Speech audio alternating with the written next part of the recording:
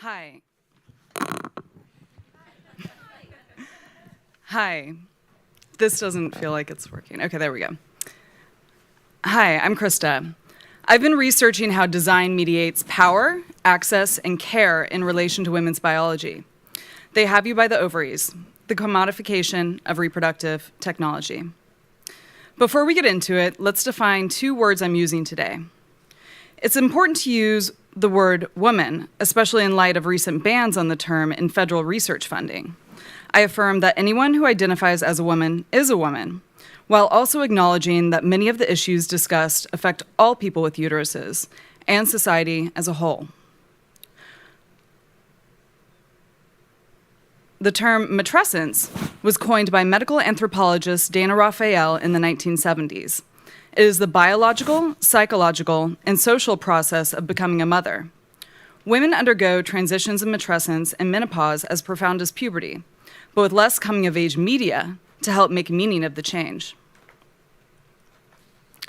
It's Sunday morning, and my reproductive future has been hijacked.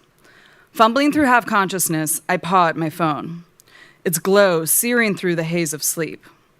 A jarring subject line awaits me. Payment due today. Action required. I decipher a pixelated oblique logo at the top of the email. This reeks of phishing. I already paid my yearly storage fee to Kindbody, the single-service oocyte cryopreservation studio that froze my eggs. Who is Embryo Options? Without informing patients, the company had quietly outsourced billing to a third party, which had caused an error that left us scrambling to confirm our eggs were safe, intensifying and disembodying the reproductive anxiety that patients went through the challenging procedure to quell.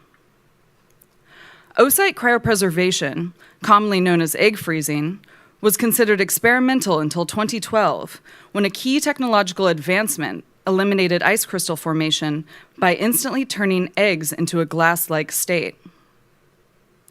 Soon after this medical advancement, venture capital-backed boutique bioclinics emerged like mushrooms after a rain, touting mobile van activations where food truck-style vans emblazoned with taglines such as "Own Your Future" and "Fertility and Wellness Designed for You," parked outside corporate offices, offering to check the ovarian reserves of Q4 cuties, workers who had briefly escaped their enclosures to fetch a sad death salad before returning back to their cubicles. In 2021, I was hot off a breakup, feeling stagnant in my career and still deep in the COVID pandemic. My 35th birthday loomed. A notorious date for women who want a biological family, since egg quality and quantity begin to rapidly decline thereafter.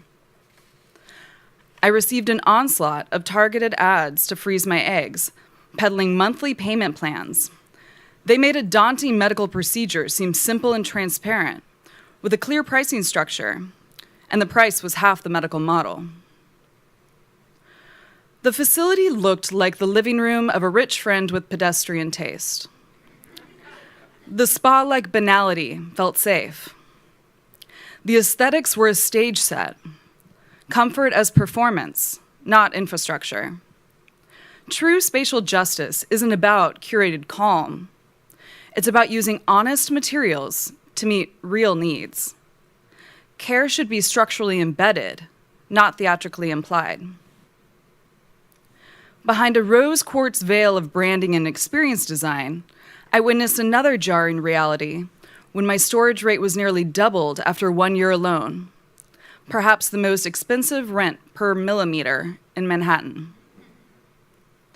I spoke with bioethics professor Sinem Killick, who explained, "The problem is the lack of transparency. Unlike a phone plan, you're not told how prices might change. Once you start, you're locked in, and that's intentional. Companies exploit this, and it's deeply unethical." My experience led me to extensive primary research, learning other people's stories, and secondary research to figure out how we arrived at this economic, political, and social moment.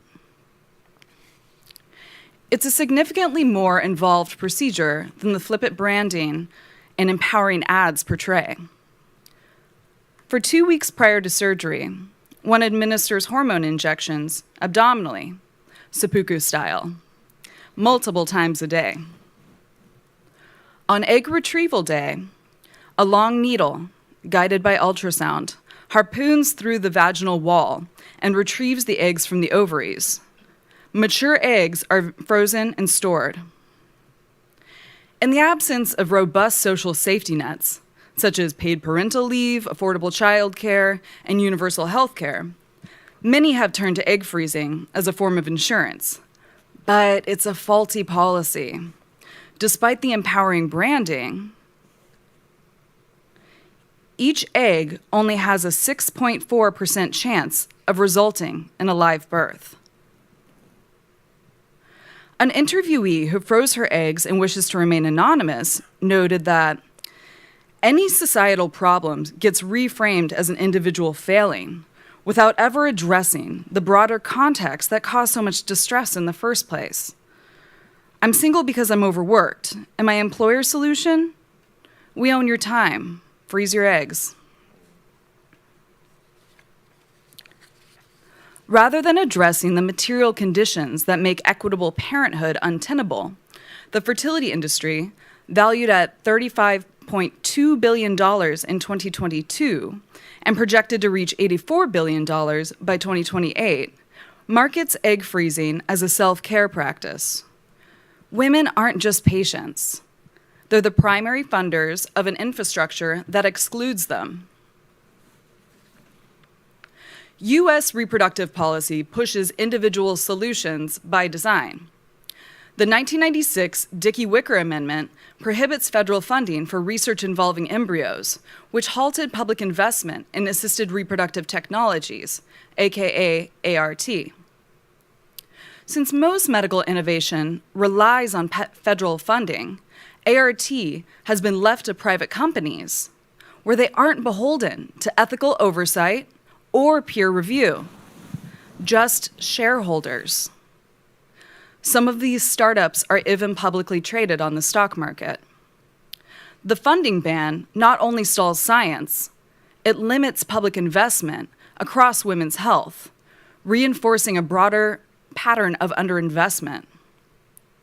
What emerges is a form of reproductive enclosure, like being charged to drink your own tap water.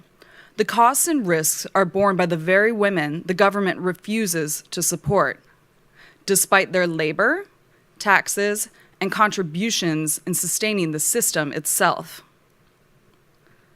Matrescence is privatized as a luxury good. Kindbody dubbed their main brand color, quote-unquote, kind yellow, Pantone 2003C, for their saccharine misinterpretation of the sunny situation their branding aims to convey. There is a more sardonic subtext in their primary color choice of yellow. It echoes the classic feminist text, The Yellow Wallpaper, from 1892, where a woman with postpartum depression is confined by her physician husband.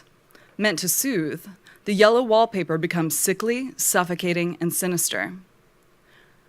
Kindbody's color story conjures feelings of bright clarity, but the choice of yellow reveals a story of control disguised as care.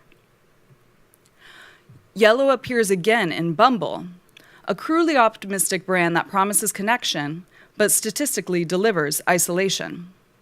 Dating apps and femtech offer both the poison and the antidote. They sell empowerment, but profit from loneliness and delay. These platforms atomize systemic failures, making users responsible for broken systems of intimacy and care.